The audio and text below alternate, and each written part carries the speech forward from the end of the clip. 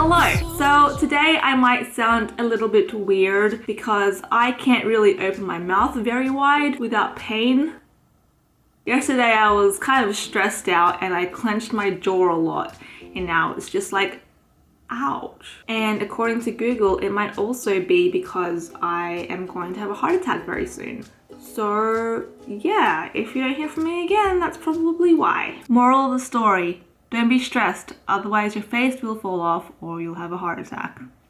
Anyway, today I'm going to be sharing with you guys some of my favorite books of all time. I love books. That's my bookshelf there, as you can clearly see. I honestly believe that you can tell a lot about someone's personality or character by the books they read. Yeah, some of it is a bit embarrassing, but hopefully it's all good in the hood. So the first series. I'm back. The Princess Diaries was the first series that really got me into journaling and documenting my own life and how I feel and my emotions and stuff. And I was like 12, 13 years old and I read the third book and I just bawled my eyes out. I was like, why can't I be a princess? Why can't I have a guy like Michael Muscovitz in my life? Yeah, made a huge impact. In fact, most of Meg Cabot's books have made a huge impact on who I am as a person today. Every Boy's Got One by Meg Cabot, and it's not what you think it is. I think this was like my first adult novel of hers that I read, and I was just like, whoa. I'm just demolishing my bookshelf here. Don't mind me. I know, I'm probably just super biased or something, but Meg Cabot, the size 12 series, absolutely love it.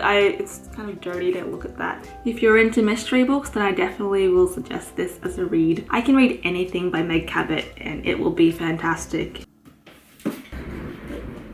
This is Judith Gould's Dreamboat. The first time I ever read this book, I actually borrowed it from the local library. And you know, I was a teenager just perusing through the adult section as you do. It was the first book where I realized that, you know, people write about sexual endeavors. And I was like, ooh, that's interesting. That being said, it's pretty cheesy, so I wouldn't recommend it to you guys, but I'm just saying. You know, if you're into some cheesy romance.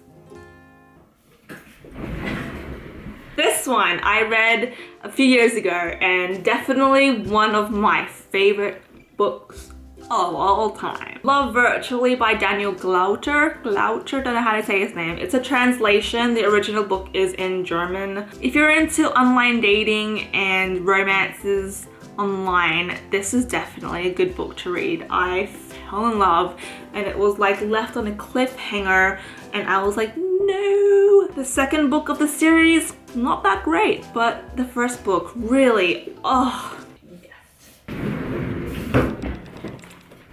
Ugly Shy Girl. I mean, I think it says a lot, the fact that I picked this book out at the bookstore, Ugly Shy Girl. I was like, hey, I'm an ugly shy girl.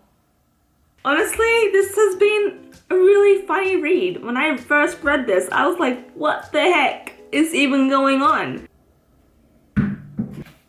The Millenium series, Girl with the Dragon Tattoo, Stieg Larsson. Hands down, probably my favorite series of all time, excluding Harry Potter. I don't really like mystery, thriller, crime kind of novels because that freaks me out. I try to like not think about scary shit, you know? It talks a lot about like rape and child abduction and feminism and kind of stuff like that. And I was like, I'm not gonna like this, I'm not gonna enjoy this, but I read it and I could not put it down. After it, I like watched the movies and I was just like, damn.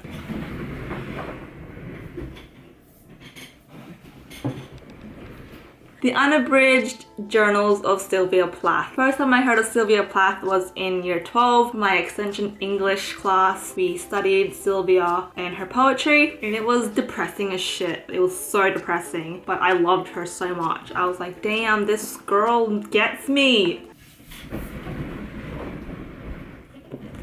One of Us by Åsne Seierstad, a Norwegian journalist who wrote a book about Anders Breivik and the massacre in Norway in 2011, I think it was. I think she did a really good job of like putting the reader at that time and place, and a lot of the times I was just like gripped with fear, and I can't imagine what it would have been like for, you know, all those children that were there on the island that day, and the survivors, and unfortunately the people who didn't survive. Like, it's horrifying.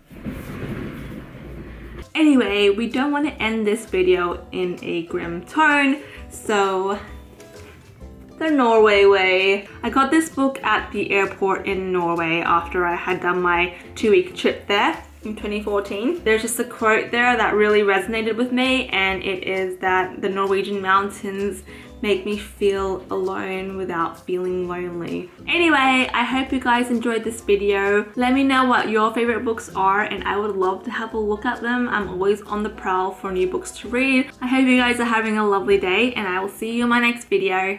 Tack för maten!